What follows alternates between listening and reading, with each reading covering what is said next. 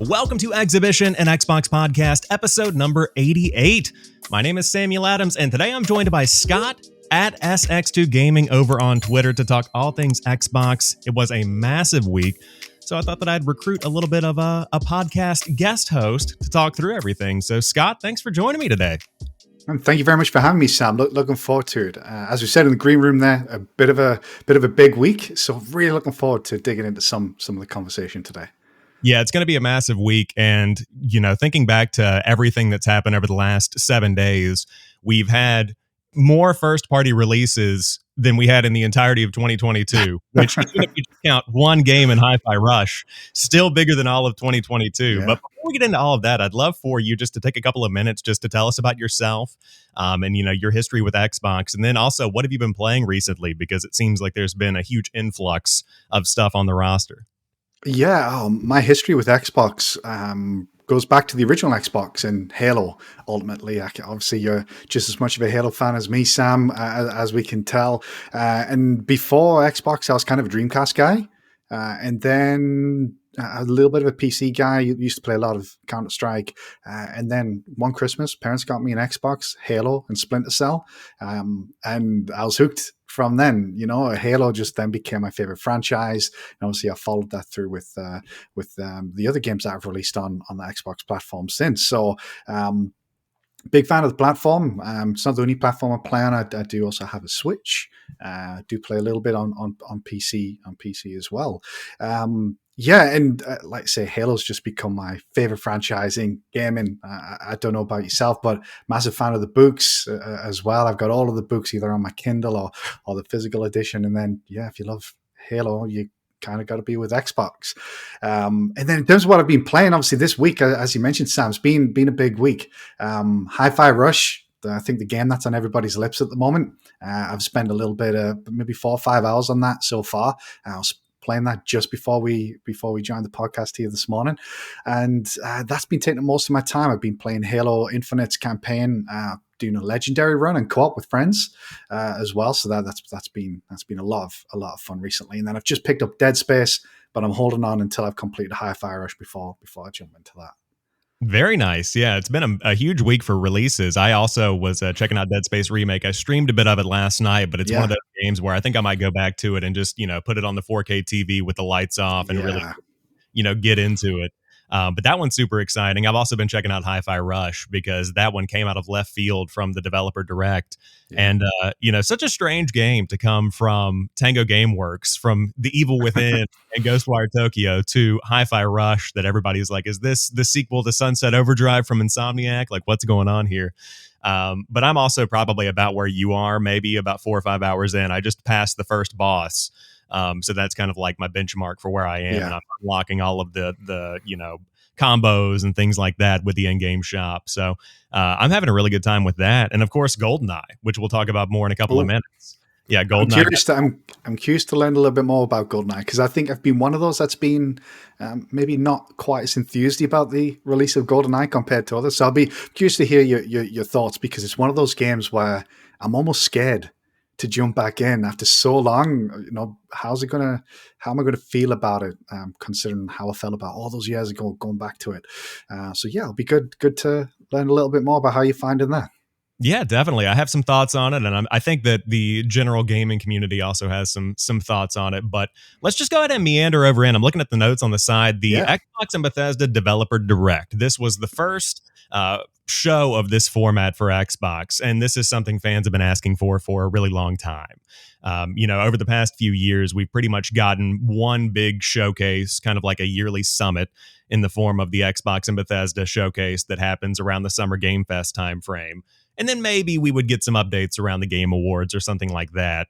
Obviously, last year, totally absent from the Game Awards. Everybody was wondering what was up. Aaron Greenberg kind of teased out, we've got something in the pipeline. This is what was in the pipeline. And they set the expectation ahead of time. We knew what was going to be showed off, except for Hi-Fi Rush, of course. That was kind of like the one more thing of the show that was dropped in the middle of the show.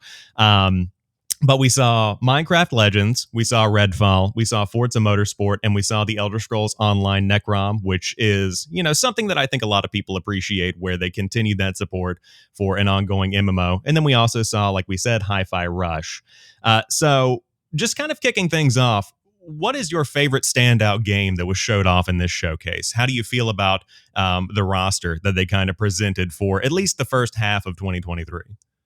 Yeah, so I think the standout has to be Hi-Fi Rush. I was saying this to friends after the show. When was the last time we were truly surprised at a showcase that Xbox had produced? Some things that came to mind was when they showed off the Series X during the Game Awards, but obviously that was the Game Awards, not their own show. And I can't really think of too many times where we've been genuinely surprised, not only about the game, but then the shadow drop as well. So it's really hard to look past Hi-Fi Rush as the standout at the show for me personally.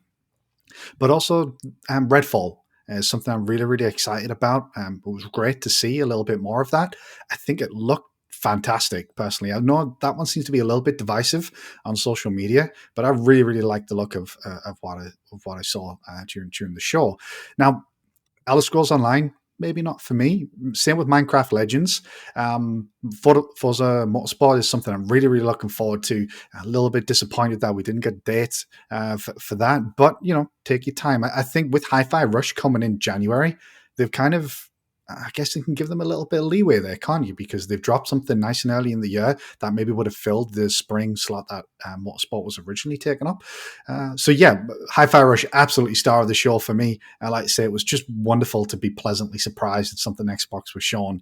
And a shadow drop, who doesn't love a shadow drop? Yeah, Yeah, everyone loves it. How about yourself? I thought that the show was exactly what they had kind of set it up to be. Yeah, And I think that's something that's really refreshing, because on the PlayStation side, I think about the showcases they bring, and so often the goals and the dreams of the fans will kind of, go a little bit further than potentially they yeah, needed to. And people will kind of, guess and predict, and it'll just become something that's ultimately a disappointment just because of what the fans kind of make it out to be, when it was never pitched to be that to begin with. And so for Xbox to come in and kind of set the precedent of saying, this is our new showcase, here's what you can expect. And then there was also something that was kind of a shocker or a surprise. I think it was a really good format. As far as the games themselves go, I would agree that Hi-Fi Rush is probably the standout of the show, just because, again, it was announced and landed immediately. And I've been listening to a lot of different podcasts of people talking about this style of release. And the big takeaway for me is, if they had announced this game in, say, 2021, and they said, coming from Tango Gameworks, the creators of The Evil Within, we've got Hi-Fi Rush. If this had had time to bake, and it had been one of those where you get trailer after trailer and then it showed off and delayed potentially and things like that, I don't think it would have landed as well as it did with the audience. And I think the fact that they said, hey, this is a project we've been working on, you can play it today, it's very polished, feels great, plays really well. All of those elements really worked in its favor. And so this is really kind of like a Big Bang moment, yeah. where all of the pieces came together at the perfect time and in the perfect way. So I've been loving Hi-Fi Rush. I also agree with you that I don't think Minecraft Legends is really going to be my thing. But it's one of those games that shows the power of Game Pass, where I've got access to it. I might as well go ahead and give it a shot. My hope is that it's not too co-op heavy, because I'm very much so like a solo player 9 times out of 10. I don't really party up. I don't do too much co-op. And so when I get a chance to play it, normally is solo. So hopefully that caters to somebody like me as well. Now, Did you I'm have also an opportunity? Oh, sorry. Did you yeah, have an opportunity to play Minecraft Dungeons I out of have, yeah, I played interest? a little bit of it. Yeah, so that's one that my girlfriend and I actually sat down to play. We're big into like, we'll do co-op Diablo and stuff like that. And so whenever not Minecraft Legends, whenever Minecraft Dungeons dropped a couple of years ago, we were checking it out and we really enjoyed it. So maybe that'll be a similar situation of what we do with Legends. That's a good call out there. Yeah, absolutely. I mean, Minecraft's not something I've ever really touched, but Dungeons was a real pleasant surprise when it came out. Like you, I'm a big fan of Diablo. Obviously, it scratched a similar itch, and it was a lot of fun to play with friends. So maybe Legends might have a similar impact, bringing a new audience to Minecraft who don't like that core experience you get from Minecraft, but offering something a little bit different.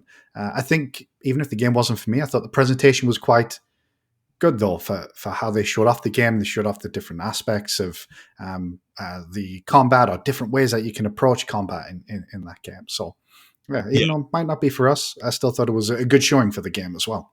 Yeah, totally. I think that Minecraft Legends for me is what I want to see more of from Xbox when it comes to experimenting and doing different things with their Yeah. IP, because they could very easily have said, we're going to keep supporting Minecraft, and Minecraft is put in this box of what people expect Minecraft to be.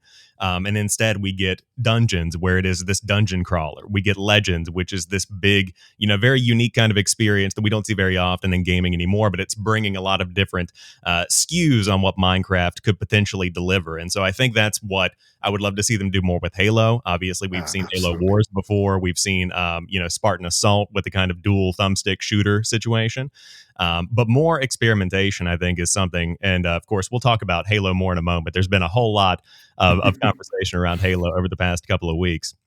You also mentioned Redfall, and I would love to, pick your brain and kind of go deeper into what you think of Redfall, because for me, it's definitely an arcane game. You can see the DNA in there. Is this one that is really hyping you up? Is this something that you think is going to be one of the standout successes for Xbox this generation? Where are you falling on this one? So I think they've got a challenge with Redfall, because you say you can tell the arcane DNA is in there, but obviously it's something quite different because it's got that co-op aspect, and I think a lot of people have compared it to Left 4 Dead or Back 4 Blood and games of that ilk. Now, personally, I'm a massive fan of co-op games. I love playing co-op games. I was talking about my history with Xbox earlier. When I first got into playing video games. It was Dreamcast, Fantasy Star Online. I had um, a cracked copy of Quake 3 that allowed me to play the US version, so I could play Quake 3 online on the Dreamcast, Choo Choo Rocket, games like that. And that's kind of what attracted me to Xbox. Halo had a obviously fantastic campaign co-op. I don't know if you remember, Sam, but back in the day we had like Excellent Kai and GameSpy that allowed you to play online multiplayer through the LAN functionality. Obviously Counter-Strike was big. So I'm a big multiplayer gamer and I love co-op games. So Redfall is appealing to me a lot more than previous Arcane games, personally. I did like Prey, I did like Dishonored, and this game's just doing a little bit extra for me because it's got that co-op aspect, because I can play with friends. Now, like I say, I think that gives them a little bit of a headache, though, because they're appealing to their core audience with a different spin on the Arcane I guess, DNA.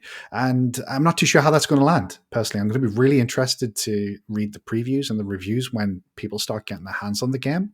But personally, from what I've seen and this showcase in particular, I really, really like what I see. And I'm really looking forward to jumping in with friends. It's definitely a game that I think I'll play co-op. But obviously, it is great that you can play single player if that's how you prefer to play. So hopefully, they've managed to find that balance between single player and co-op, where it doesn't favor one or the other and offers kind of a very similar, polished experience on both sides. Yeah, I couldn't agree more. I think that hitting that balance, like you said, of I can play this single player and not feel stunted, versus delivering co-op and not feeling like it's something they tacked on at the last minute. It's kind of hitting Yeah. that in between sweet spot. And I think that for me, checking out the Redfall trailers and the Redfall gameplay, it's always difficult to figure out how the game actually feels based on the trailers that they show. Because obviously, this is something where somebody's holding a controller, showing you all of the right angles that they've pre selected, and they're kind of walking through it, doing exactly what's scripted. So, I'm looking at the trailer, and for me, immediately, my eye goes to the fact that the shooting could look a little clunky. It could look a little cumbersome whenever you're like throwing one of the pieces of equipment out or things like that. And I kind of felt the same way whenever I went hands-on with Deathloop, which of course is not a one-to-one comparison. Yeah. But I thought that Deathloop kind of played a little bit more clunky than I would have liked. So with a high action game in Redfall that's coming, I want to be able to have that gunplay that's not necessarily on the same level as like a Call of Duty, but something that is very reactive, that you can really feel like you're in control of the situation and you're just this vampire slaying badass that's throwing their knives and shooting things. Like I want to be able to feel like I'm fully tuned in to the way that my character is moving. So I think that I'm not going to know that until you really go hands on with it and Yeah. you see how it feels for you personally. But it's awesome to hear that you're excited about the co-op aspect of it, and I think that's something that a lot of games attempt today, and some often fall short of. I think back to Back for Blood, where it's a game that had a lot of promise. You're trying to live up to the expectations that were set with, oh, this is the spiritual successor to Yeah. Left 4 Dead, which is kind of unfair to be able to compare those two directly, and the atmosphere around those type of games have changed drastically over the years. But Redfall is one that I think could potentially be at least a summer hit for Xbox, and it's nice to finally just see it come out, to have a release date of May 2nd for it. Because I think that to see this one, if it had gotten pushed back to August or September or October again, it's kind of one of those things where we've got to keep the machine moving, and we need to get this thing out the door. Now, speaking of release dates that have gotten pushed back, Forza Motorsport, when do you think we're actually going to see this one come out? So this was probably the one negative I would say about the show. I think it was the only criticism I would have, and it's difficult to, I guess, to throw that criticism towards the show, because they didn't officially delay it. They just said, look, we're committed to 2023. But we know from the summer showcase last year that they had originally said spring 2023, and now they've not committed again to a spring 2023 release. Now, personally, I think it's going to be about August, September, which then I guess calls into question, when's Starfield coming? Is Starfield going to get pushed to maybe later in the year? Again, they've kind of recommitted to the first half of 2023 in their support pages not too long ago. But I think personally, I'm of the opinion that's going to come a little bit later in the year now. So Starfield is maybe July. Then I could see Forza being August or September. If Forza is, say, June, July, I could then see Starfield being August or September.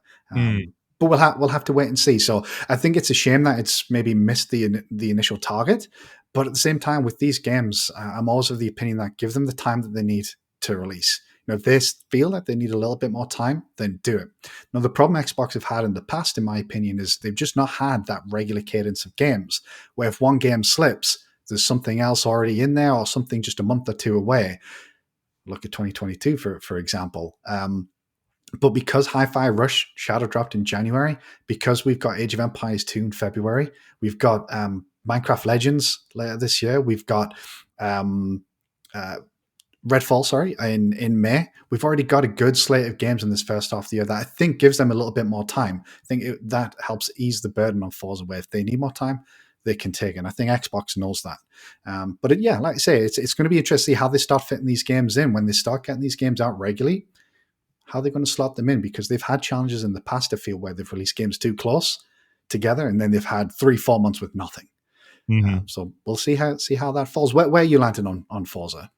I think that, again, just going off of gut instinct entirely, this feels like an August or September game for me. And I think that they have a really unique situation that they have to work through, and that really the three big games for Xbox in 2023 are Starfield, Redfall, and Forza Motorsport that we know about right now. Yeah. And I think that's probably going to be how it stays throughout the rest of the year. And so, like you said, if Redfall is now pinned down for May 2nd, 2023, we know that's coming. I think that probably very recently, Forza Motorsport had a release date, and that's why it was baked into this showcase, because leading up to it, they said this is what you can expect for the first 6 months of 2023 or the first half of 2023. And I think that potentially, even a couple of weeks before the show or shortly after this announcement was made, whenever they said they were going to show this gameplay, that could have been when they said, hey, I know we were aiming for June. Strategically thinking about how all of this is placed, it may be better for us to push this to September, because the game has an incredible amount of polish on it already from what we've seen. I mean, if you had showed me that trailer and you had said, we're going to release this game in May, I would have been like, okay, makes perfect sense. Yeah. But the question then comes to, if you release a Forza Motorsport, let's say it was originally planned to land in June, will Redfall cannibalize Forza Motorsport or vice versa? Or are those games so different in that one's a racing game, one is an action game? Will it be fine? Or will Game Pass marketing, play into how these are received by the community? Will more people flock to Forza Motorsport just because of its notoriety, and then Redfall fall flat because of the fact that there was another big Game Pass drop. So Game Pass is a unique marketing skew that I think that Xbox is having to kind of work through in a way that they might not have had to in recent years. Absolutely. Um, and then I also think that with Starfield, it's going to probably be the October game. I think it's probably going to be in Oh, October or November. Yeah, I'm kicking it out that far. okay. Wow. Yeah, Yeah. that's quite far. It's going to be interesting to see when they decide to show the game off, because these games that they showed, most of them, with the exception of Forza, had a date that's fairly close, and we know there's a Starfield showcase coming in the not too distant future, Mhm. hopefully. So, do you think when do you think we'll get that Starfield showcase out of interest? I think that for me, the Starfield showcase is probably going to come sometime around April. Just thinking Okay. about a June showcase that they have typically shown off, and they've confirmed they're coming back to Los Angeles for that this year.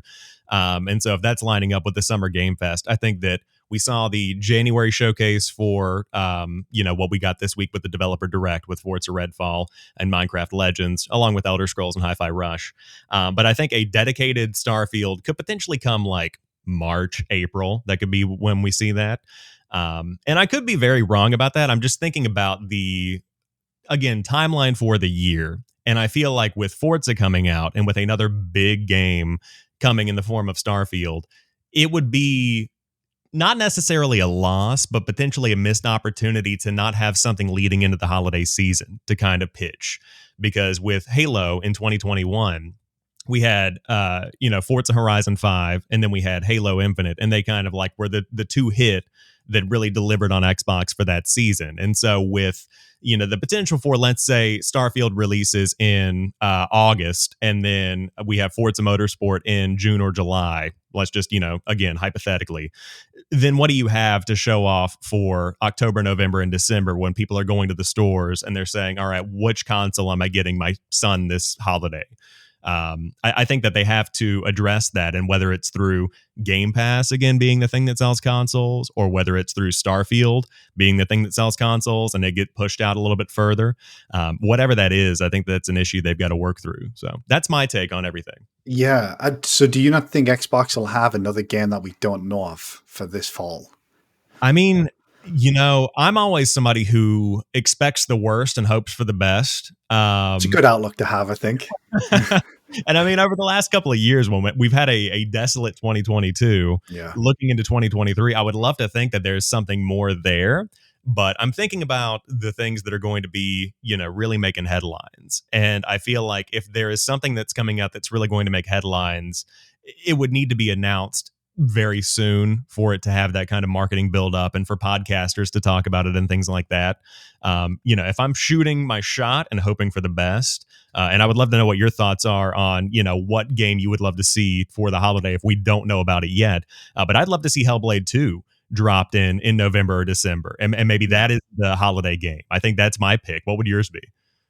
You've read my mind there, Sam. I would pick Hellblade 2 as well. I'm really looking forward to that game, and I think it's got a chance. And I guess that does, like you say, if there isn't anything else coming for the rest of this year, let's say a Hellblade, and I guess Avowed could maybe be in that conversation as well. Maybe they're 2024 beyond games. Then yeah, they probably do need that game. And in that reality, I could see Starfield being that fall game, October, November, with Forza as that June, July, August type game, and then Redfall in May. And I still think that would be an excellent year, especially compared to 2022. But I want to dare to dream a little bit, I think, Sam. Yeah, Hellblade 2 would be my pick. I would love to see that come out in, say, November, have Starfield in September, have Forza in June or July, and then Redfall in May. And I think that's a stellar lineup for 2023 for Xbox. Yeah, that'd be killer. I think that, if that ends up being the situation, then Xbox has a very stellar, awesome year on their hands. And I think back to, I think Brandon Stirrup on the Xbox team tweeted out this week talking about, he quote tweeted some coverage of the developer direct, or, somebody hypothesizing when something would land. And, he had a really good point of, people on the inside of Xbox know things that the public does not know. Like, we do not know everything, even though the gaming community so often wishes that we did. Thinking about the marketing teams that are in these boardrooms that are having these meetings, planning out their calendars.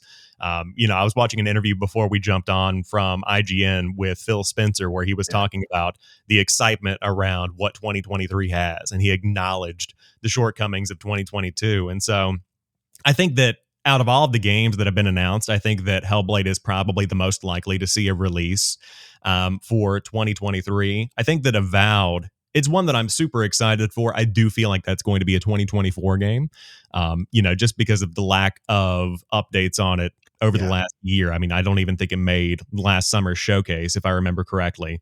So, a lot of stuff to break down there, but I just love the momentum. I think that's the biggest takeaway from this week, is that we finally have updates. We finally have dates themselves. And then we have something that genuinely got the Xbox community excited, that wasn't a new update for Halo Infinite, or that wasn't an expansion for Forza Horizon 5. It was something that was an entirely new game, an entirely new IP from an Xbox first-party studio. I mean, that is something we haven't seen in a really long time. So it's an exciting takeaway. It is, and not only a Xbox first party studio, but a Japanese Xbox first party studio, which is really, really exciting. As I said when we discussed in the beginning of the show, there, it is one of the biggest surprises I've seen from Xbox in years. I genuinely cannot think of anything as surprising as that. Personally, it's one of the coolest things that they've done. I know there was some leaks out there about this game. I think the name got out there, but other than that, we knew nothing about this game. So to see it, for them to show it off in the way that they did, and then for them to shadow drop it just a few hours later is excellent, genuinely excellent. And hopefully that marks a shift in the narrative of the conversation that we have about Xbox. Last year was, I know Phil described it as light in that interview. I think that's probably putting it kindly. But, they're not shying away from the fact that 2022 wasn't quite the year that they wanted. And then coming into 2023, there was a lot of negativity at the beginning of the year regarding Halo Infinite, regarding the layoffs at Microsoft. And then all of a sudden, everyone's speaking positively. Everyone's playing Hi-Fi Rush. All I can see on Twitter at the moment is people talking about Hi-Fi Rush. And now we've got dates. We know that they're going to have a showcase in June. We've got something to look forward to. And it's just nice to see that conversation pivot a little bit to something more positive, where people can get excited. And I think that's what Xbox has lacked for the past 12, 18 months. Yep, I totally agree. It's really nice just to see some positivity, and I know that's easy to say from the sideline armchair expert kind of perspective. But, as somebody who's been doing a podcast on Xbox for 88 episodes now, there have been some episodes where we're talking about some exciting stuff, where we're talking about Forza and Halo, and we're talking about these directs that come through, or the showcases that come through, and how the promises of what's to come for Xbox. But there have been way more promise episodes in my Xhibition run than there have been, this game is out today, I love this, I've gone hands-on with it. And so I'm hoping that, again, in the years ahead, we have more episodes of podcast here and across the board where we're talking about, I went hands-on with this game through Game Pass. It was included day one. It's awesome. I loved it. Can't get enough of it. Can't wait to see what Xbox has next. Those are the kind of sentences that I want to say more of, versus, more layoffs. This game got delayed again. We got a date for this one, but it's just a year, not an actual date. These are the things that I think that we're all getting kind of tired of. And Phil Spencer has acknowledged that. And I think the team is on the right track for it. I do want to shift over, though. We talked about briefly the layoffs at 343 just now and the situation around Halo. So over the last couple of weeks, we talked about it on the podcast last week. We've talked about it on, a variety of platforms, Twitter, all this stuff. But the future of 343 was kind of called into question. We saw a lot of people talking about the potential for 343 to be taken off of Halo entirely. And of course, a lot of people were reportedly taken away from that team and laid off, which is super unfortunate. And, as always, heart thoughts go out to those people that are impacted by these layoffs. But then we also saw 343's Pete Hines come out and say, hey, we're not, or Pierre Hines, excuse me. Thinking about Pete Hines from Bethesda, and I'm confusing you. But Pierre at 343 came out and said, we're not going anywhere. We're staying on Halo. This is something we're going to keep putting out. We've got more experiences, more stories to tell. And then we saw Phil double down on that. And I think the direct quote from IGN, I have it pulled up here, is, let's see, we have I have multiple tabs open here. The heart and soul of Halo is with 343 was the direct quote that he pulled or that he said from that IGN interview. And so I would love to just think and hear from you. I know you're a fan of Halo, as we talked about at the beginning of the show. You've been a longtime fan of Halo. I know that I saw you interacting with some Halo esports stuff on Twitter as well. What is your thought on Halo currently? Where do you think it's going? Should 343 stay on it? What is your read on this whole situation? A lot to dig into that. I think I kind of find myself to be someone who's maybe not. I don't seem to have a popular opinion on Halo Infinite. I don't think, because I really like what 343 have done with Halo Infinite. Personally, I was a big fan of Halo 4's campaign. I was a big fan of Halo 5's multiplayer. I was a big fan of Halo Infinite at launch. I thought the campaign was excellent. I think the multiplayer's been excellent. As you mentioned there, I'm a big fan of Halo esports. I think season 1 of HCS was excellent. It was unbelievably exciting. We've got season 2 kicking off in February. I believe it's in Charlotte as well, which isn't too far from yourself. I walk past the spot that it's going to be in every day. Oh, nice. So I'm really, on the way to work, I literally walk past the venue. And so I'm thinking about going. It's kind of expensive, but also like I do want those in-game items. So, I'm going back and forth on it, but yeah. Yeah, I would love to be able to get to one of those events. Obviously, being from the UK, it's a little bit more of a trek for me, but I think they've done a lot of good stuff. Now, obviously, things haven't gone as expected. I think everybody, and even 343 themselves, will admit that year one, in terms of their multiplayer live service content roadmap, just didn't hit. It didn't land anywhere near what they expected. And I think ultimately that was because they just had all hands on deck on finishing the core experience that released last year. And they didn't have anything ready to go like they should have. They should have had the content already in production, already good to go. So January, February, March, they had content to deliver for season 2. I mean, we're still in season 2 now, and the game's been out over, well, effectively season 2 at the moment. So they've obviously had some struggles from a live service aspect, but I think the multiplayer is excellent. Forge has proved to be unbelievable. I think the challenge that they've got there is just getting those Forge experiences into matchmaking, which it sounds like that should hopefully come before season 3 hits in March, or with season 3 in March. So I genuinely think that Halo Infinite is a fantastic game that's had its challenges transitioning from the Halo 2 and the Halo 3 type multiplayer experiences to this free-to-play live service model that they have adopted. And now switching to free-to-play with the Battle Pass and the microtransactions, I personally wasn't a fan of that, but I don't want to take away from the fact that they've made a fantastic core Halo game that plays as good as any Halo game I can remember playing. I've got over 2 to 3 weeks of gameplay in that game so far. I'm currently playing through Legendary and Co-op. Obviously, that was missing from launch, unfortunately, but it's in there now. So I personally think that they've done a good job with Halo Infinite to an extent. They've obviously had challenges, and like I said, I don't think that's a particularly common opinion in the community. And I've never been somebody who's thought that they need to take Halo off 343. Now, my concern with the future of Halo is these layoffs seem to have impacted the campaign team as much as any other team. It sounds like their live service plans remain largely unaffected. But I'm someone who loves me some Halo campaign, and I was really looking forward to some campaign DLC. Obviously, Halo Infinite ended on a massive cliffhanger, and unfortunately, I feel we're going to have to wait maybe another 5 or 6 years before we get a continuation of that story. So excited for the future of Halo Infinite's multiplayer, but not so excited about the future of campaign, because I think it's going to be so long before we see anything there, unfortunately. But we spoke about Minecraft earlier. I'm in agreement that I really think they need to start branching out Halo. Obviously, 343 can keep the core story, the Master Chief story, but let other studios have a shot at Halo. Let's have more Halo Wars. Let's have a Halo Tactics, something similar to what they did with Gears of War. Let's see other games in that universe. It's such a vast, deep, rich universe. Why aren't we getting more experiences that cover different stories or different characters, and allow 343 Industries to continue the Master Chief story? And that might alleviate some of the pressure.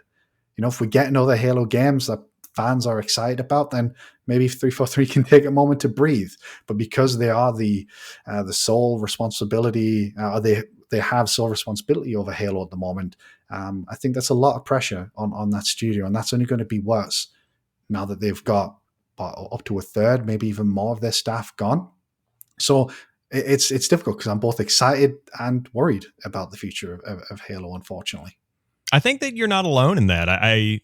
The one thing that's always stuck out to me about the Halo community, as long as I've been a part of it, is the passion that people bring. And there's a lot of hostility online. There are a lot of bad takes online from, again, the armchair experts, the people that are on podcasts that are talking about what they want from Halo, and they don't know the full story of what's happening behind the scenes.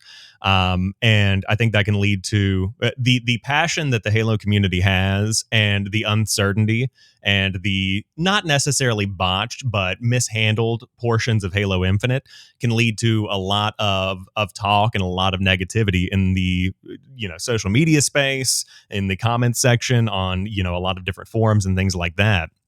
But I'm more so in alignment with you than I think, the other people, where I think that 343 does not need to be taken off of Halo. I think that they have the most experience out of anybody in the modern day of what Halo is and what it could be. I think that they've handled the Master Chief Collection very well since it was launched, kind of needed a lot of work, and then they made it the game that it deserved to be. And they did the same thing with Halo Infinite, where it launched. It was great when it launched, and then they've been building it out since then. They've been adding additional content. They've been doing their best to meet the community needs in a way that doesn't invoke a culture of crunch, and in a way that still releases stuff as fast and as timely as they can with the resources that they have in place. I do think that the campaign side is going to be really interesting to see where they go. The campaign didn't light me on fire. I didn't think that it was crazy, when it comes to like the narrative quality of it necessarily, but also it wasn't bad. It got the job done. It is a big action romp, and that's exactly what it needed to be. And so I would love to see more of where they're going with Infinite. I'm just wanting to see a true plan put in place that they are dedicated to continuing. And so with Halo 4 and Halo 5 and the narrative around the Didact and all of that, they kind of just threw that to the side. They killed that off in the comic books, and they're kind of like moving forward. And so I want it to be, the same crescendo that we got with Combat Evolved 2 and 3. I want to see that start with Halo Infinite and then continue in a way where I can look back in 10 years and say, what a story that was. Yeah. That's what I'm really wanting from the campaign side. But what excited me a little bit about the whole 343 being taken off of Halo and then being put in kind of a parental role, that was the saying that was thrown out there, is that I do think 343 are the stewards of Halo. Like, I love the fact that they are the ones that have the final say on things that go out all related to Halo. And there may still be truth in that. But like you said, I would love to see a tactics game. I would love to see a Halo Wars 3. I know that's something a lot of people have called on that they want to be made. But I would also love to see what a spinoff game could look like. I mean, if Call of Duty on the Activision Blizzard side had just remained an Infinity Ward IP that only they touched and only Infinity Ward worked on, we would never have gotten Black Ops. We would never have gotten the Sledgehammer games that have come out. We would never have gotten Raven Software's Modern Warfare remake. All of those games would have not existed had the core Call of Duty IP just stayed with Infinity Ward. So if you were to back up and say 343 still has total say in if this game even goes out or not, but as a lot of people have said, id Software, take Halo and I want you to make a horror game in the style of Doom that's about a squad of ODST troopers escaping the flood. Yeah. I want that tomorrow. Like, I just got chills thinking about what a Doom-inspired Flood game would look like. Make it M-rated, make it fully gory, gruesome, disgusting, like Flood is infecting humans. That's what I want, and I would love to see id Software take that on, and they have the capability to make that happen. Not everything has to be the rated T for teen kind of Halo take that we've seen over the last couple of years. And I think that is something that I would love to see more of as they think about, the future of 343. Let Halo come into its own, and whatever that means, let it happen. And of course, that whole conversation changes if the acquisition does close and they have access to these legendary FPS developers. Yeah, I couldn't agree more. I mean, that idea you just floated there sounds amazing. Even someone like, I would love to see the Coalition maybe take a stab at Halo as well. Big fan of Gears of War, absolutely, but I would love something a bit more mature, as you say, an M-rated game. The Flood is something that I think was severely lacking from Halo Infinite. I was actually quite optimistic that we would see the Flood in Halo Infinite, considering the setting. It would make sense. I fully expect that maybe to come in DLC, but absolutely, let's see another studio have a stab at it. Halo 3 ODST is very well liked within the community as far as I'm aware. I love that game as well. I would love to see that take on it. We don't need to have every game be Master Chief and the weapon or whatever she ends up being called. Let's see, dare I say, a game with Fighting Osiris. Let's have the character of Locke and his team fleshed out. Maybe people will end up liking that character in the end when it's his game. Red Team from Halo Wars. Why not have a first or third person shooter following Red Team and Jerome and characters like that? I think that would be wonderful. There's so much just lore and story in the books that they could take from as well. Why not have another Arbiter game? Well, I say a game where you play as the Arbiter, like Halo 2. There's just so much that they can do. There's so much potential that I think is untapped at the moment, and they will never unlock that potential as long as 343 Industries are the only ones developing games. So yeah, let's get id, let's get the Coalition, let's get one of the Activision studios. Let's see what other third parties might be interested. They don't have to be shooters. Like we said, it could be a tactics game or a Halo Wars game, or it could be something completely different. If you remember the was it a Mega Bloks Halo game that leaked a few years back? Let's get something like that as well. It's a universe that I think deserves to be fleshed out a little bit more when it comes to the games, and I hope that's realized in the future. The cuts at 343, I think, bring that closer to reality, because I think if they do want to continue bringing new stories into the Halo universe, they're going to have to utilize other development studios at the moment to allow them to focus purely on the multiplayer side of things. Now, we do know we've got Certain Affinity working on something, the rumored Battle Royale mode, which I would be on their take on Battle Royale, which I am excited for as well. But it's just the lack of campaign that really disappoints me about this news. And just to touch on something you said as well, Sam, I'd love to hear them address it. Talk to us. Tell us what the future of Halo is. It might be a bit soon because they might want the dust to settle after the layoffs.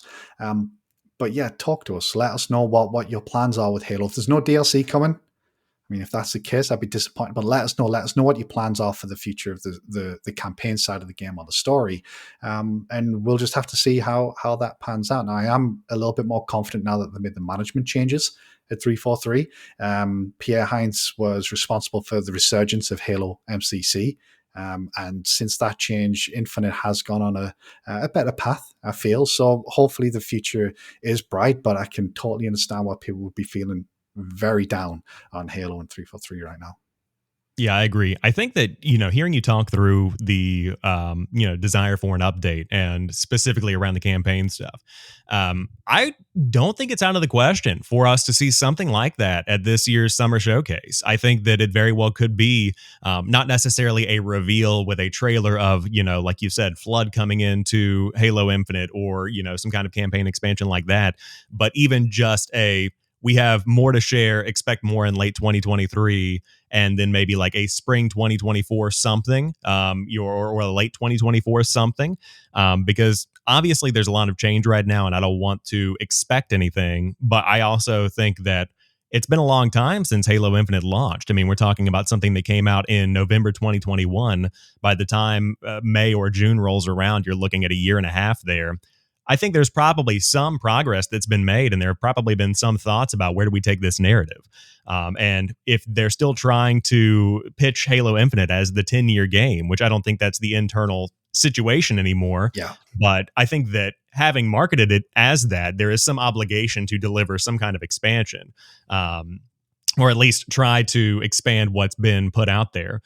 Maybe we'll see something there. But my other thought on this is I think to what I think Wizards of the Coast is going through right now with Dungeons and Dragons, where they threw out their IP and they made this announcement that they're going to pretty much make it available for anybody who wants it.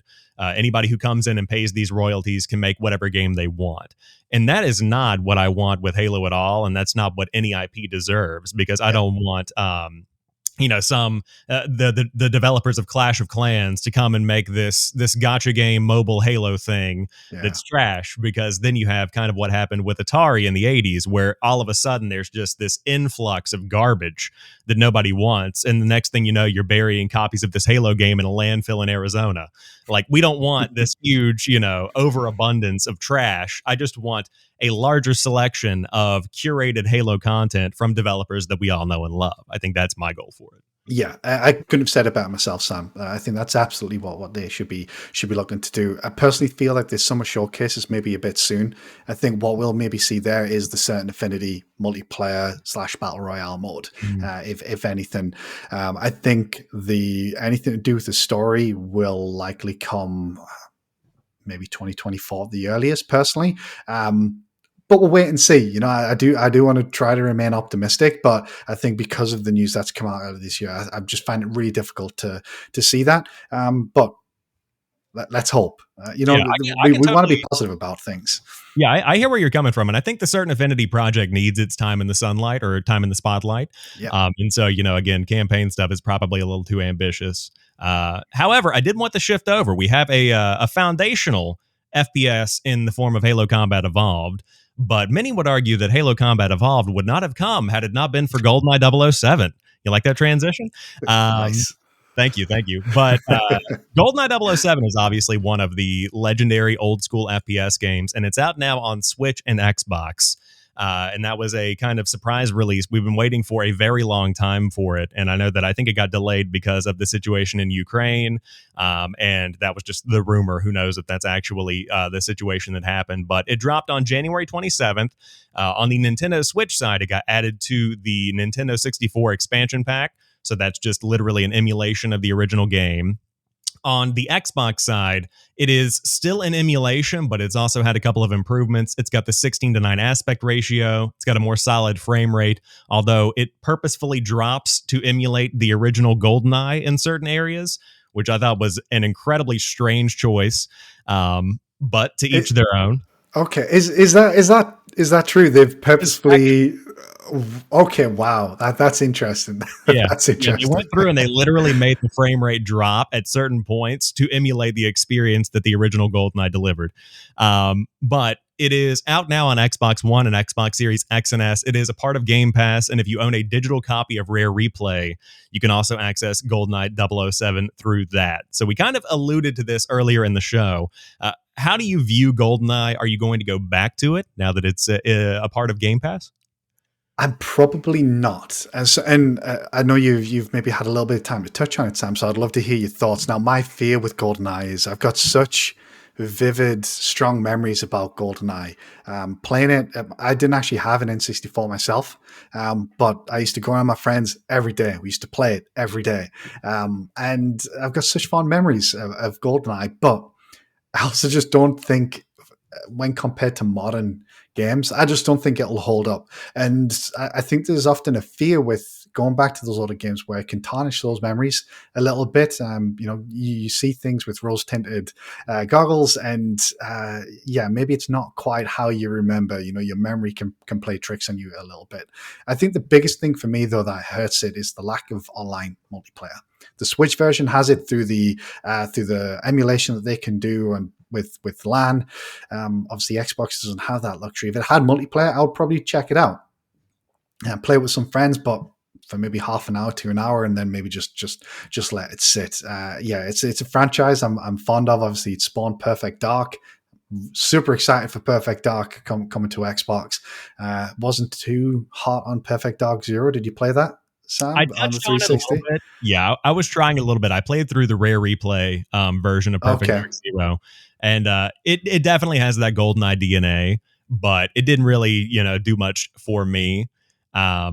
But I think that, the time that I've spent with GoldenEye 007, and I probably played it for about 2 hours over the Okay. past couple of days. So I'm through the first couple of levels of the game. I'm not getting super far into it.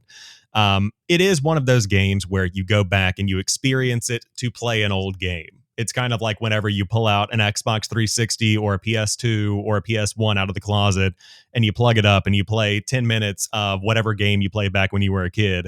GoldenEye and everything in Rare Replay as well is designed to be able to capture those experiences, bring them forward and modernize them for the next generation. But if you were to go into GoldenEye and you see this and you're like, oh, a new 007 game, and you have no idea what the significance of GoldenEye 007 is in the context of the N64, you're going to boot into this and think that it's a joke. I mean, it is an old game through and through. It plays very well, for what it is. It is that old school FPS GoldenEye. But again, I'm probably going to play through most of the game when I get the time. Like we were talking about. In a week where we've had Dead Space Remake and Hi-Fi Rush, GoldenEye is very low on my priorities list. And so I think this is where it's going to land, where it's a cool to have. I think that it is awesome for the people that are 30 to 40 and they grew up with GoldenEye. And if they boot up their Switch, or, even if I'm thinking about like a parent where they walk by and their son is playing Xbox or their daughter's playing Xbox and they look and they see GoldenEye on Game Pass, they're like, oh my gosh, the memories come flooding in.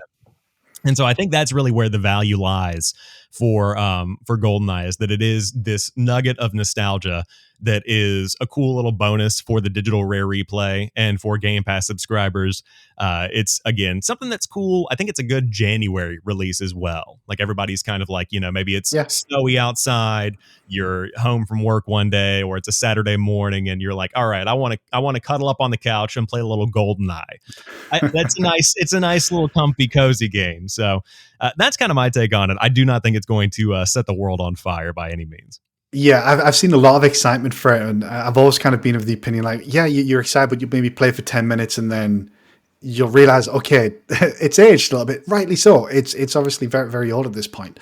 How do the controls adapt, out of interest? Because obviously the N64 controller, a bit unusual for those who are maybe a little bit younger than myself and didn't have the pleasure of using one. How do the controls adapt to the twin stick side of things? It feels awesome. Like we were talking about earlier, if you've played Perfect Dark Zero, that's exactly how the game feels for GoldenEye. And so it feels, you dive in, and if you were playing Call of Duty or Battlefield or Halo 10 minutes before, you're going to be able to transition perfectly over into GoldenEye, no issues. I know that the N64 version had some issues on the Switch side of things. So the emulation side, I think you have to go in and remap a couple of buttons to make it feel right on the Joy-Con. Okay. But on the Xbox side, I think that's part of the modernization that Rare kind of did, where they added the 4K, they added the 16:9, and then they modernized the gameplay controls a little bit. But yeah, plays great. Wonderful. I would have much preferred the 360 arcade version that essentially was ready for release all those years ago. Just bring it. If it was that version, I would definitely be checking it out. But because, like I say, because it isn't, unfortunately, it's probably not something I'm going to check. Like I say, online multiplayer is all it needed, I think. If it had that, it would have been a much different story. Yeah, I totally agree. The Xbox 360 version is Reloaded, right? Is that what that one was called? 007? I can't remember what it was called now, to be honest, because it was effectively done. And I believe the plug got pulled right before release. If I remember the story correctly, and I'm vaguely remembering this, is if you had a dev kit and you could access it via like a partner net or something like that on the 360, you could effectively download it and play it. And I believe there's videos of it on YouTube if you go looking for it. And then, unfortunately, that game just never saw the light of day. And when the rumors of GoldenEye coming back were first floating around the community, I was hoping it was going to be that version, but unfortunately we kind of just got the original, obviously brought up to modern standards a little bit by Rare for the Xbox, which is great to see. But yeah, I was hoping it would have been that 360 version just to bring it even more up to more modern standards. Yeah, I've seen a couple of YouTube clips online where I've just been scrolling through reaction to GoldenEye, and I think that Modern Vintage Gamer is somebody who I tune into pretty often. And They're talking about the lack of certain features and the disappointment that Goldeneye is. And if you're an enthusiast and you wanted a fully revamped original Goldeneye where it comes with the 60 FPS and it comes with, it's kind of like what they've done with like bringing Doom and stuff forward to Xbox, and they've added all these additional bells and whistles and things through the years. This is not going to be that. I'm in agreement that, like, please don't program frame drops into my modern Xbox version of GoldenEye. Like, I do not need to have that much realism. And also, like, 60 FPS consistently, that should be a standard, or at least give me the option. One game I've been playing recently is the Atari 50 collection, where it's the 50th anniversary of Atari, and it's a bundle of, I think it's 50 games actually that they've released through the years. And they have, Breakout and all these big Atari games that really kind of set the world on fire back in the 80s, and then they've continued through today. But they've also modernized them. They've given them options where you can play with like a CRT filter on it, or you can turn that off and just play it as a regular game on your 4K 60 FPS TV. And that's what I would have liked to see from GoldenEye, where you can enable the frame drops. You can enable like the things that we remember back from the N64. Or alternatively, you can have a killer version of GoldenEye. But doesn't seem to be that. However, it's one of those situations where I'm glad it's out. We can stop talking about it now. It's one of those ones that's been just pending and waiting. But I was looking at the Game Pass lineup for this week. It is also on cloud, which I think is really interesting. Okay. Yeah. Yeah. So, I'm trying to think how that would play on cloud. I've not tried any FPS games on cloud game, and I leave that to games like Slay the Spire or Monster Train, games like that. I'm not too sure how that, but if you're saying it feels great on a controller, then yeah, it might be good. I guess with it being part, because you can't buy GoldenEye, can you? It's only part of Game Pass or Rare Replay. So yeah, it's kind of weird. I think that, I don't know. I get that Rare is probably in control of this. I think it would be awesome to see this thrown out for $10 on the Xbox store, just as a third, like another release outside of Rare Replay, because this is so iconic for so many, and I think it would probably sell better than bundling it in with Rare Replay, which I think is probably still like $20 or $30. I haven't checked, but probably has a bit of a price on it. I agree with that, because it's not a game that's going to sell Game Pass subscriptions or anything like that, is it? And I think even on Switch, it's only available through NSO Plus. So yeah, I agree. Even if it's $5 to $10, I think that would be great to see. But I imagine there's some real licensing problems there, which is why it's taken so long for any version of this game to be released on anything other than the N64. So I guess the fact that it exists is probably as good as we're going to get at the moment. And regardless of my thoughts, I'm glad it's out there. I'm glad that people can play it who want to play it. And yeah, maybe a little glad that we don't have to hear about it too much now as well. Yeah, I would agree with that. But it was one of a pretty good collection of Game Pass launches that we saw this week, or Game Pass announcements, that we saw this week, where we did have Hi-Fi Rush, like we talked about. We're both pretty high on Hi-Fi Rush. We also got GoldenEye 007, like we saw this week. But the other announcements were Grid Legends on cloud. We have Age of Empires 2 Definitive Edition on cloud and console that's coming soon. What are your thoughts on Age of Empires and how it fits into Xbox today as we kind of go through these Game Pass games? Yeah, really excited to finally be able to play Age of Empires on Xbox. I think it's something that they need to do more. Every Xbox game comes to PC. I feel that every PC game needs to come to Xbox as well, from a first-party perspective. So it's good to see Age of Empires 2 Definitive Edition and then Age of Empires 4 hopefully later this year. I'm excited to check it out. I think the history of History Untold, I believe, is another game similar. I hope to see that come to Xbox as well. So yeah, excited to check that out and play with some friends. I have played it on Age 4 on my PC, so I'm not too sure how much I'll play on Xbox, but I believe it's got crossplay, so it'll be good to be able to play with my friends who only play on Xbox.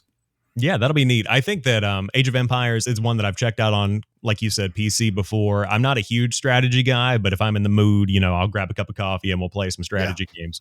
But I think it's going to be really interesting to see just how it works on Xbox. And also, if the numbers are good, it could skew the conversation around, wow, these Xbox fans really like this version of Age of Empires and the way that it plays. Maybe we'll do a Halo. Maybe we'll do, something that's more strategic like that for that kind of player. So that's exciting to see. interesting to see it on cloud. I think that's going to be a really good cloud release. Yeah. Just thinking through like the modernized console controls on the cloud and the type of game that it is, it could work really well. Yeah, and I think one thing that would be great is if we finally get keyboard and mouse support for cloud gaming. Because if you compare the Xbox version with keyboard and mouse on your PC without having a beefy rig, I think that would be excellent. So I do think that that's something that Xbox should look to get out sooner rather than later, preferably. That's a great call out, actually. I hadn't thought about that. I know that that was a promise they had made a couple of years ago, but like you said, to be able to see Age of Empires 2 Definitive Edition and Age of Empires 4 come to cloud and have that keyboard and mouse support in browser, I would never get anything done at work. So that would be awesome. That'd be great. Going through the list, continuing, we have Darkest Dungeon, I think, which was on Game Pass before. I could be wrong about that, though, but it's coming back to cloud, console, and PC as well. Any interest in that one? Yeah, actually, really, really interesting. I wasn't aware it had previously been on Game Pass, but speaking to some friends who are in the indie scene, they say it's definitely one to check out. I like turn-based games. It's a roguelite, I believe, as well. So it's a game, and the art style is fantastic from the screenshots I've seen as well. So it is one that I don't think you can preload yet. I did try to preload it a few days ago when it was first announced. I think it's out Feb 2nd, that one, if I remember correctly. So yeah, it's definitely one I'm looking forward to checking out.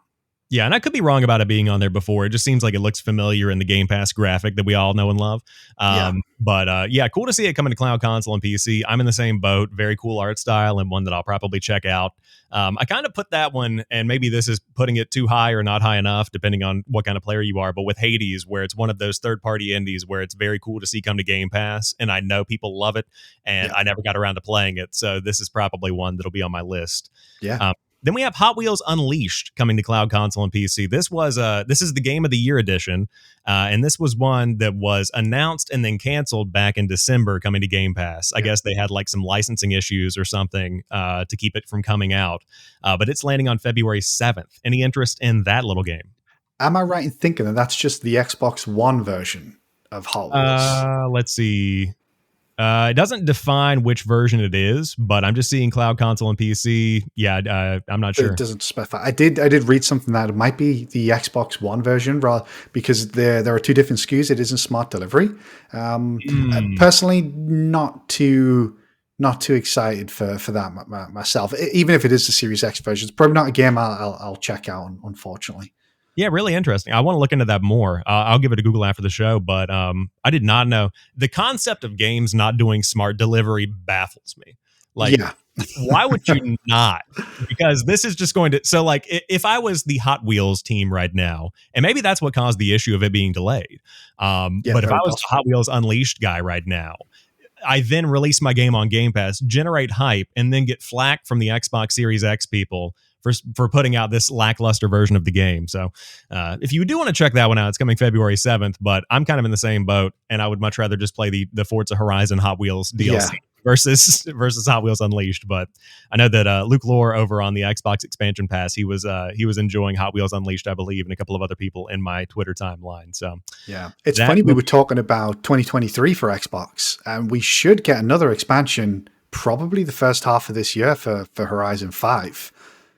We're probably overdue the second expansion by now. I think we would have had both expansions for Forza Horizon 5. So it'll be interesting to see. They've not announced what the next expansion will be, have they yet? I haven't. One was Lego. Was it Lego? The first Hot Wheels. Hot Wheels. Oh, sorry. Yes, Lego was Forza Horizon 4. That's right. So it'll be interesting to see what they and when they release that actually as well. Yeah, I'm excited about that one. I really liked the Island DLC for Forza Horizon 4. With that was a really good one. So I want to see more of that. I wasn't crazy about the Lego thing, but obviously I'm not the core demographic that's targeting. Like, that's going for the younger audience that wants to play with their parents and stuff. Like, I'm cool with that. Thought it was fun. Didn't light me on fire, but I do think that it's going to be cool to see some kind of new expansion for that game. We talked about Hi-Fi Rush. That's out now on cloud, console, and PC as well. Specifically the Xbox Series X and S. That is a next-gen exclusive game.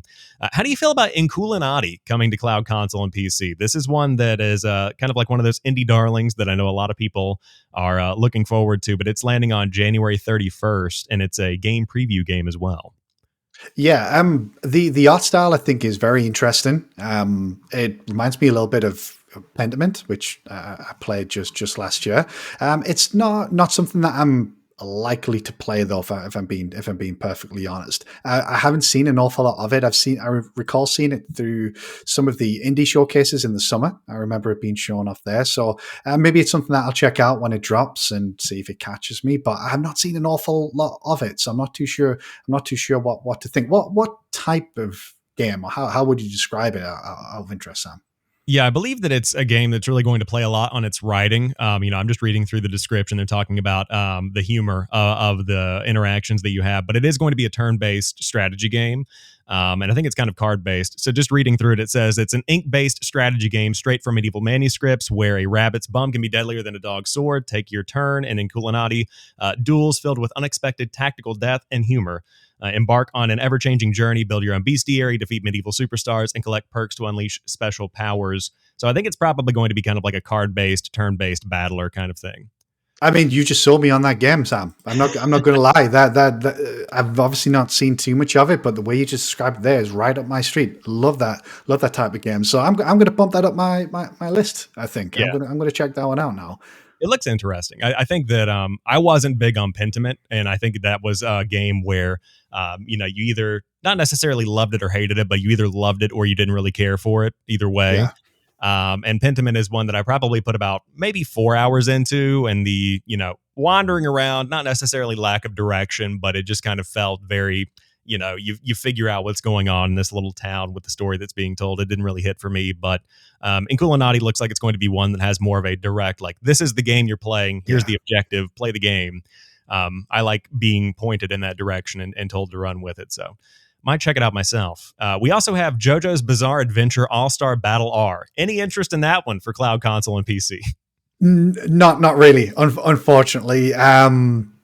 I don't really know what to think, because it's a fighting game, isn't it? If I remember correctly.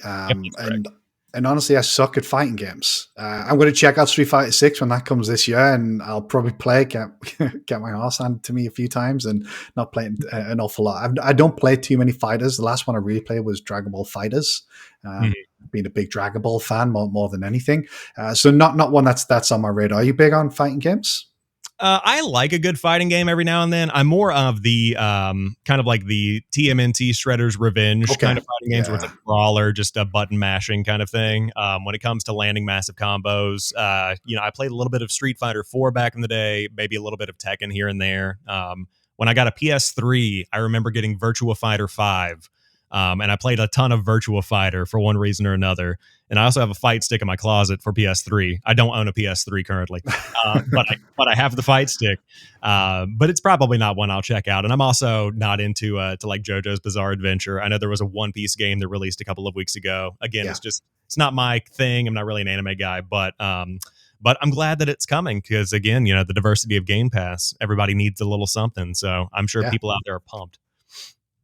Yep. And then the final game that is on the new releases list for Game Pass this week is RoboQuest, which is a game preview game. And it's coming to console on January 30th. And this is a game where you blast your way through hordes of evil bots in procedurally generated environments in solo or two-player co-op. Any interest in RoboQuest? Again, not one that's been on my radar too much. Now, the good thing about this is checking out the description of it is, again, as I said earlier, it's a co-op game, and I do love a co-op game. There'll be some times when me and my friends are maybe a little burnt out on playing Apex Legends or something like that. And we just want to do some co-op. And like I said, we're playing Halo Infinite's Legendary campaign in co-op at the moment. Sometimes it's nice to jump into something new. So, and with Game Pass, that's the beauty of it. You might not be in your radar, but you download it, check it out, and if you like it, fantastic. If you don't, then that's all right. I'm sure somebody else does. You mentioned there the variety of games that are coming to Game Pass early this year has been fantastic. Yep, totally. I fully agree with you there. The variety is nice, and I think it's a subscription where everybody can get something. Like Grid Legends, not for me, that we talked about earlier. It's out now on all of the consoles and PC versions, but through EA Play, of course. It's getting added to cloud, but it's a much more story-based approach to racing, where you're going through like actual real-life racing. Superstars, I guess, is the phrase to put it. I Yeah. don't know who any of these people are, and I don't care. And I just want to race. And if that's the case, the Need for Speed Unbound is for me. Forza Horizon's for me. But people out there that are super into Grid Legends, you go for it, and you have your stories. So that's kind of my take on it. Yeah, I'm in agreement there. Give me Forza. When it's racing, I just want to get racing. That's Yep. it. I just want to be in the car within 10 seconds, and I want to be on the track.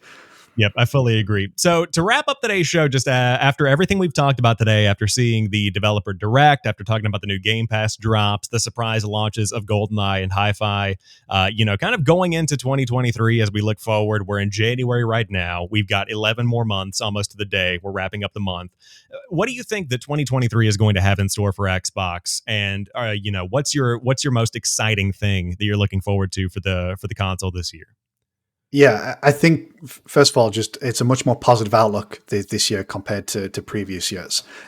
We've just had the developer direct that we spoke about. There's a lot of games that we know are coming over the next few months. Going back to last year's showcase, there's a lot of games that they showcased during that show that they said is going to be out in the next 12 months that we've not seen an awful lot of. I know we focused a lot on the larger titles, but there was so much in the indie space during that showcase, like Benedict Fox and games of that I really want to see a lot more of.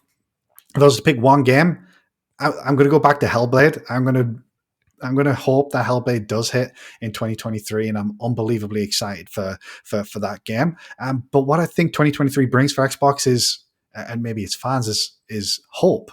I think that's ultimately what it is. I think this summer showcase is going to be another one that's going to be excellent. If we start seeing things like Avowed, start seeing things like Fable, start seeing things like, let's say we do get Halo campaign content in one form or another, I think we've got a lot to be excited about. And I think this year is I know it's the meme, right? It's always next year for Xbox. That's always been the meme that goes around. But I truly think that 2023 is the year that kicks off everything that Xbox has been doing since 2015.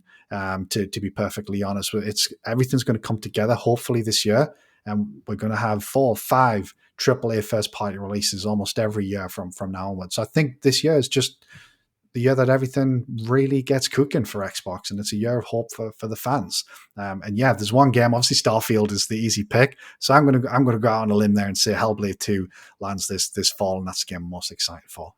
That's awesome. I love your theme of hope, and that's something that I think that I had, and everybody else in the community, we've all been kind of thinking that, but no one's ever really said hope as the theme for 2023. And I think that's really nice. It's a beautiful thing to be able to actually be hopeful for the year ahead, and it's kind of been building this momentum. We've had a lot of good showcases over the past couple of years. We've had a lot of drop balls as well, and I think that 2023, like you said, is the year that they finally start moving in this direction of quarterly big releases. Yeah. My hope for 2023, and I don't know that they necessarily need it, but I'm hoping, like you said, the easy pick is Starfield, and I want it to be one of those games that people look to and they say, I need an Xbox for that. And I tweeted out about it after this showcase that we saw. None of the games that we saw this week with Redfall and with Forza Motorsport, I don't classify those as necessarily something where a person that has a PS5 looks over and says, I've got to get an Xbox for that. I think that there are arguments that can be made where those are totally those games. But I think it also goes the other way where it's a racing game that's really intricate. I could play Gran Turismo. Might not look as good, but it'll get the job done. With Redfall, it's something that's an IP that hasn't proven itself yet. Maybe when Redfall lands, if it's a, game that is absolutely wild, takes the world by storm, people love it, could be that game. Starfield has that notoriety, and Bethesda has that notoriety, where this is the first IP from Bethesda in, I think, 20 or 25 years, some crazy number like that. So if that game can land, and I hope that it does, and I hope that it's been given the time that it needs to bake, and I hope that it is everything that everybody wants it to be, that could be the game that for this generation, outside of Forza Horizon 5 and outside of Halo Infinite, that's the game that people look to and say, this is the reason. Kind of like how I think it was Morrowind on the original Xbox, where that was an Xbox exclusive on console that people thought, all right, I need this. If you're not in the PC space, this is a game that I need. And Starfield could be that. So that's my big hope for 2023. I hope it's great. And I say that as somebody who I'm probably not the target for that game. You know, I'm probably not going to put 300 hours into Starfield. I'll definitely check it out. But, you know, I'm excited to check it out via Game Pass, dive in, see if it is going to be the next Fallout, the next Elder Scrolls. I mean, who wouldn't be excited about that kind of promise? Yeah, exactly. And I completely agree. It does have the potential to be a generation defining game for Xbox. And that's why I don't mind when these games get the time that they need, because we want these games to come out as good as possible. We want them to be, I mean, will a Bethesda game ever be perfect? There'll always be probably a little bit of Bethesda jank, but we don't want it to come in hot. We want it to be the best possible version of the game that it can be. So give these games time, and hopefully, as you say, that's going to be that console seller. That's going to be that game that makes people want to go out this Christmas, or even for years to come, because these games have legs, and say, right, I need an Xbox because I want to play Starfield, and it has the potential to have that momentum for not just launch, but for 1, 2, 3. You know, we're still talking about Skyrim to this day. These games have legs. These Bethesda games have legs. So there is a lot of potential there, and I agree completely. Yep, very exciting stuff. But the question also stands: will I still be going back to Halo Infinite every single week to see what the ultimate reward is? Absolutely. You better believe it. I'm going to be there every Tuesday as soon as the update drops. And that's the beauty of these ongoing games. And I think that Xbox has a lot of good stuff going for it. But before we go, I do want to give you the chance, you know, let the good people know where they can find you. It's been a great time talking to you and talking Xbox, talking about the Developer Direct. But where can the people follow you to see your hot takes and insights? Yeah, I really appreciate that, Sam. First of all, thank you very much for the invite on. It's been an absolute pleasure chatting with you. If anyone is interested, I'm at SX2 Gaming on Twitter. You can see me and hopefully read some interesting takes on Twitter. I'm hoping to maybe have something new in the pipeline, maybe later this year, maybe something of my own. But we'll see what the year brings. So yeah, if you're interested, please check me out on Twitter. And again, thank you very much for inviting me on the show, Sam. It's been an absolute pleasure. Yeah, absolutely. It's been great having you on, and I know you you put out the feelers, and you said I'd love to get back into the podcasting space. I miss doing podcast, and then you got a huge response from multiple people that was like, "We'd love to have you on," and I was one of those. So, you know. I was on. I did a live stream for the Developer Direct with some friends on a different UK based Xbox podcast. I'm going to be with Boxenberger next week, so it's been really nice. I mean, you know, Sam, it's wonderful to do this sort of thing. It's something that I don't get to do too often. Just talk games with people who love games and the same that I do, and it's just a wonderful feeling. So thank you very much for that. Yeah, of course. And as always, you know, you're welcome on Xhibition anytime. I'll definitely have you back on as we have more of these showcases. Would love to. Things to talk. Yeah, it's going to be awesome. But if you made it to the end of the show, I appreciate you being here. If you're new, you can subscribe to Xhibition on podcast services as well as youtube.com/JamPackSam. You can follow me at JamPackSam everywhere: TikTok, Instagram, Twitter, all those good platforms. And I'm putting out content throughout the week. And of course, be sure to follow Scott over at SX2 Gaming. It's great to be able to see his reactions to announcements and commentary and things like that. But I appreciate you watching. We'll talk to you soon. And remember, keep on playing.